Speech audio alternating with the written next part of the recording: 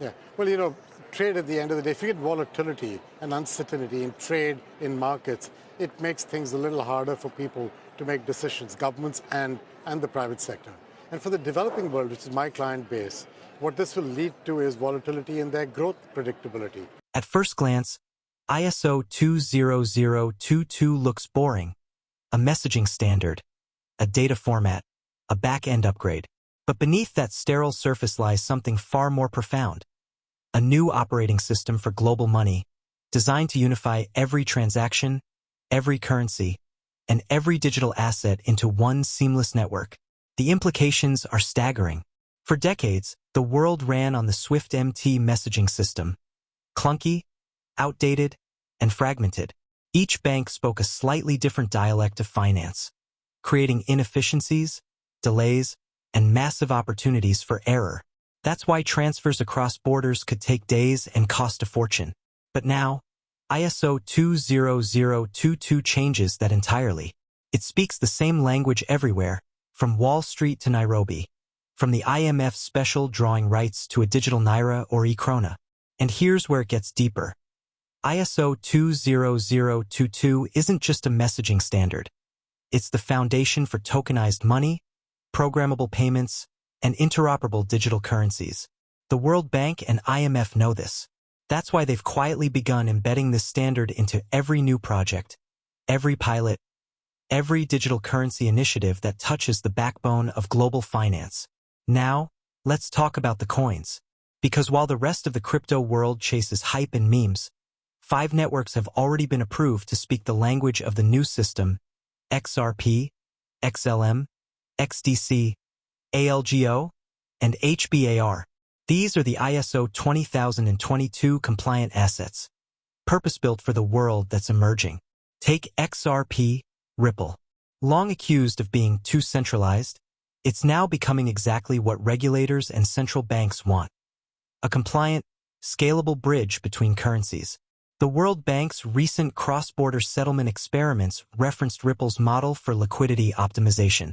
The IMF's digital asset frameworks highlight the need for settlement layers that can handle multiple currencies instantly, exactly what RippleNet was designed to do.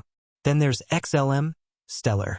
Ripple's sister in spirit but focused on inclusion. While XRP connects banks, Stellar connects people. And that's exactly what the World Bank has been preaching for years: financial inclusion for the unbanked. In the background, Stellar has partnered with MoneyGram, Circle, and even central banks exploring retail CBDCs. Its mission aligns perfectly with the IMF's Sustainable Development Goals. XDC, XinFin Network, is the dark horse, quietly building the infrastructure for trade finance. If you've ever wondered how trillion-dollar shipping routes and supply chains get financed, XDC is modernizing that entire process. And who manages global trade flows? The World Bank's International Finance Corporation and related programs. XDC's blockchain is being tested to tokenize invoices, bills of lading, and letters of credit, all tied to ISO 20022 compatible smart contracts. ALGO, Algorand, sits at the intersection of pure technology and global policy. The World Bank has already issued tokenized green bonds on Algorand's blockchain. The network's pure proof-of-stake design allows for efficiency, sustainability, and regulatory compliance. 3 buzzwords the IMF repeats constantly. Algorand isn't just a blockchain. It's infrastructure for programmable finance. And then there's HBAR, Hedera Hashgraph, perhaps the most institutional of them all, governed by a council that includes Google, IBM, Boeing, Standard Bank, and even the London School of Economics. Hedera's design screams legitimacy. Its distributed ledger is used for micropayments, stablecoins, and verifiable credentials, all essential for the ISO 20022 era. If the new system is about trust and transparency, HBAR provides the architecture. When you connect these dots, a pattern emerges. Each of these ISO 20022 coins represents a different pillar of the new system. XRP, liquidity and cross-border settlements. XLM, retail and financial inclusion. XDC, trade finance and real-world tokenization. ALGO, green finance and programmable money. HBAR, enterprise-grade infrastructure and data integrity. The World Bank and IMF aren't choosing coins in the retail investor sense. They're choosing standards. They're rebuilding the rails, and these 5 projects are the only ones designed to run on them. The quiet rollout has already begun. In November 2022, SWIFT began migrating to ISO 20022 messages for cross-border payments. By 2025, full adoption is mandatory. That means every major financial institution on Earth will soon be speaking the same digital language.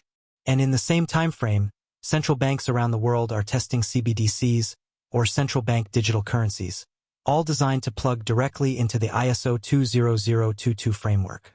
So when you hear headlines about CBDC pilots, tokenized deposits, or instant settlement systems, understand that all of it, every line of code, every integration, feeds into this new global architecture. The World Bank's digital infrastructure projects in Africa, Asia, and Latin America are no longer building payment rails that run on cash or SWIFT. They're building ISO-native ecosystems where money moves instantly, transparently, and across borders without friction. And that's why crypto isn't dead. It's being reborn, redefined through the same institutions that once dismissed it. Because in this new system, the only digital assets that matter are the ones that fit. And only XRP, XLM, XDC, ALGO, and HBAR are fully fluent in the new financial language of ISO 20022. The World Bank doesn't tweet. The IMF doesn't drop YouTube videos. These are organizations that move with quiet certainty, and when they do, they're shaping systems that affect every single human on Earth. Back in 2019, when most people were distracted by Bitcoin's price swings, the World Bank began testing something called Digital Infrastructure for Development, DID. Buried in that report was the real key, a vision of unified global payment rails using ISO 20022 compliant messaging frameworks as the standard for all digital assets and currencies. That phrase, ISO 20022 compliant, appeared again and again in follow-up papers. Then, in 2020, during the chaos of the pandemic, the IMF quietly ramped up its CBDC policy work. While governments around the world debated stimulus checks and lockdowns, the IMF's digital money division was mapping out how cross-border settlements between central banks could use ISO 20022 as the common language for interoperability. Their conclusion? It's not just about data formats. It's about control, transparency, and synchronization across a global digital economy.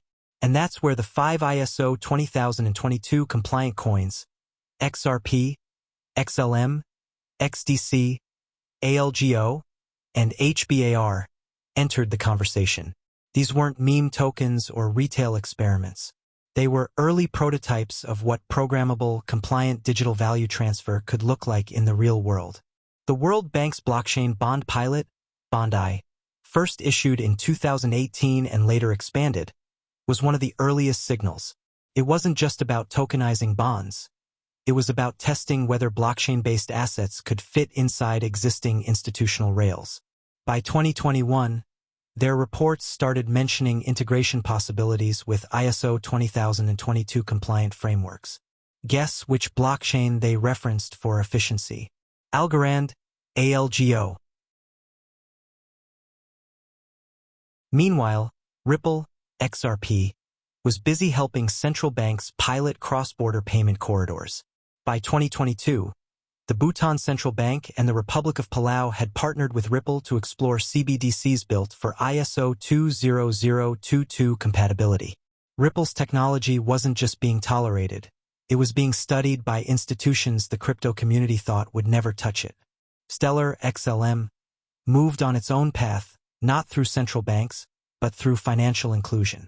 With its MoneyGram partnership, Stellar proved that ISO 20022-style interoperability could bring blockchain remittances to the unbanked, something the World Bank's global Findex database has been advocating for years. Every transaction on Stellar's network speaks the same digital language the IMF wants for future retail CBDCs. Instant, low-cost, data-rich, and traceable. HBAR took a different route. Instead of courting banks, it built a council of giants: Google, IBM, Standard Bank, FIS, and Boeing. These aren't crypto natives. They're legacy powerhouses. The reason they joined Hedera wasn't hype. It was the promise of regulatory-grade infrastructure. The ISO 20022 era demands trust and auditability, and Hedera's Hashgraph consensus offers just that. In 2024, major fintech firms started using Hedera for tokenized deposits and transaction validation, quietly aligning with ISO 20022's push for transparent, data-rich payments. And then there's XDC, perhaps the most overlooked of all. The World Bank's Trade Facilitation Program, the engine of global supply chain finance, is exploring how blockchain could reduce friction in trade documentation. XDC's hybrid blockchain, built for tokenizing trade assets, fits directly into that agenda. Documents like bills of lading and invoices could one day move across borders using the same ISO 20022 messaging logic that governs payments. That's real-world utility, not speculation.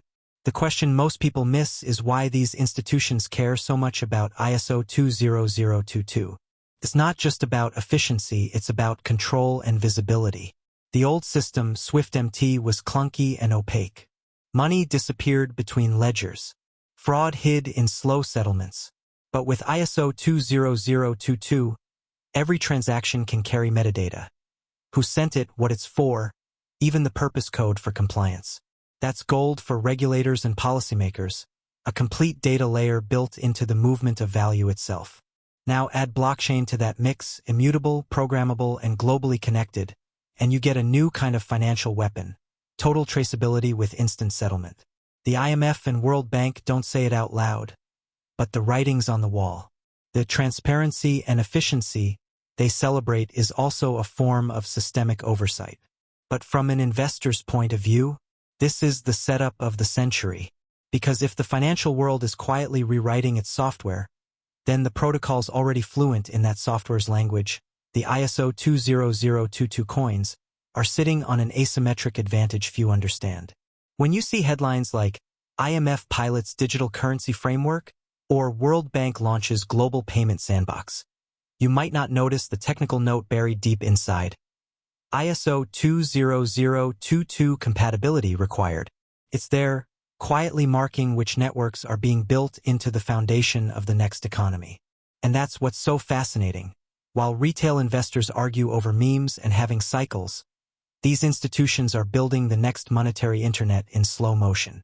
It's the same pattern we saw with the internet itself. By the time the public noticed, the protocols had already been chosen.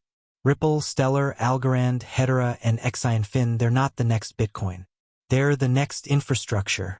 The rails, the wiring, the translation layer of a world that's moving from fragmented finance to fully digital, interoperable money. When the IMF and World Bank flipped the switch to ISO 20022, they didn't just change payment messages, they changed the rules of global money. And in doing so, they quietly anointed the projects that were already prepared to play by those rules. What happens when the rules of money change?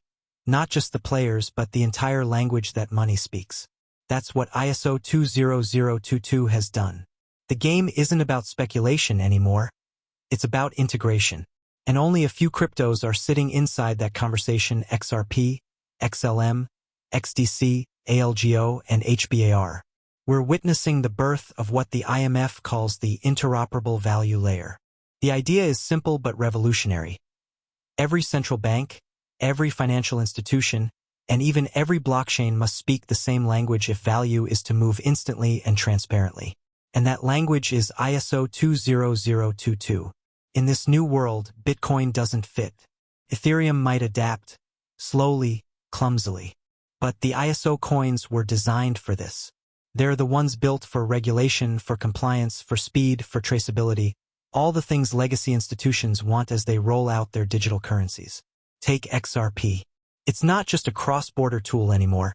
It's the backbone of liquidity in a system where every central bank digital currency, CBDC, will need a bridge asset. When money is moving from a digital euro to a digital peso or digital naira, XRP becomes the silent intermediary, ensuring instant conversion without depending on legacy rails. Ripple has already built the blueprint.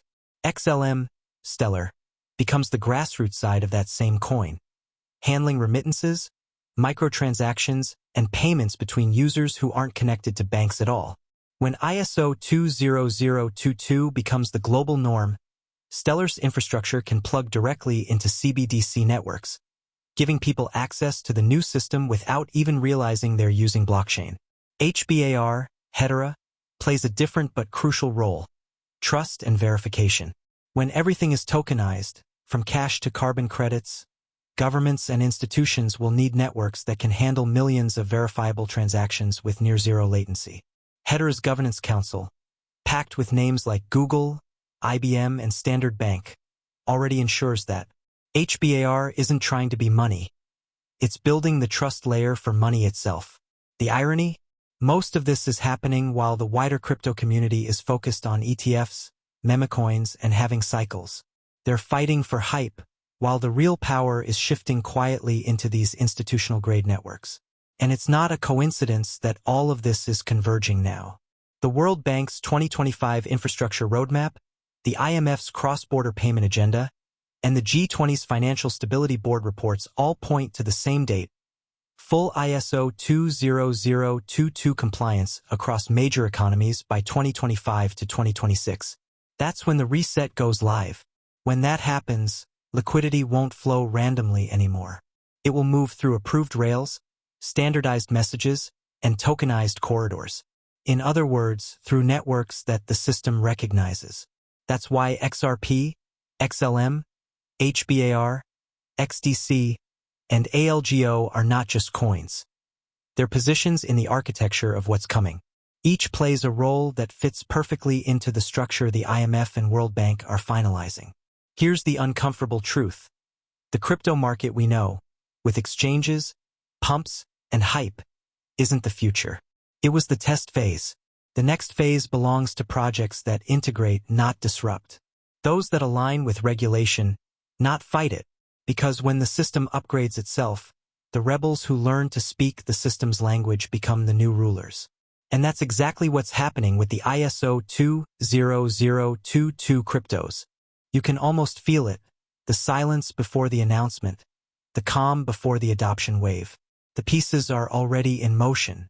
SWIFT has gone live. Central banks are finishing pilots. The World Bank has updated its settlement frameworks. And beneath it all, the blockchains designed for this moment, Ripple, Stellar, Hedera, Algorand, XinFin, are already humming quietly in the background. When people finally wake up to what's happening, it won't be a crypto boom like before. It'll be something bigger, a global monetary migration. And when it begins, there will only be two kinds of assets: those inside the new system and those left behind. The World Bank and IMF didn't flip the switch overnight. They've been building toward this for years, brick by brick, protocol by protocol, until suddenly the entire financial language changed. ISO 20022 isn't just an upgrade. It's the translation layer for a new economy. Every bank, every payment rail, every digital currency that wants to exist in this system will have to speak that language. And 5 projects already do: XRP, XLM, XDC, ALGO, and HBAR. These aren't moonshot plays anymore. They're infrastructure, the rails, the bridges, the validators of a world that's already transitioning to instant tokenized money. This isn't a fantasy. It's written in the updates from SWIFT, in the IMF's cross-border frameworks, in the World Bank's 2025 digital agenda. They've already chosen their standards. The rest of the world is just catching up. And when that realization finally hits, when people understand that the crypto they dismissed is actually the plumbing of the new financial system, everything changes. Liquidity will flood into compliant networks. Utility will replace speculation. The coins that fit the system won't just rise. They'll anchor it. We're not watching the end of crypto. We're watching its absorption, its integration into the very thing it was meant to challenge. And that's why you're here, because you see it before most people do. This isn't about hype anymore. It's about alignment. And if history has taught us anything, it's that the ones who position themselves before the switch, before the announcement, before the headlines, are the ones who win. The ISO 20022 migration isn't coming. It's here. And whether you hold XRP, XLM, HBAR, XDC, or ALGO, you're already standing at the gates of the next era of money. If you've made it this far, you get it. You see the bigger picture. The world isn't moving toward a new coin. It's moving toward a new system. So here's what I want you to do. Drop a comment below with the one coin you believe will lead the ISO 20022 era. Is it XRP, XLM, HBAR, or one of the others no one's watching yet? Hit that like button if you're holding strong. Subscribe if you want to stay ahead of the reset, before the rest of the world even realizes it's begun. Because this isn't just another cycle. It's the final rewrite of global finance.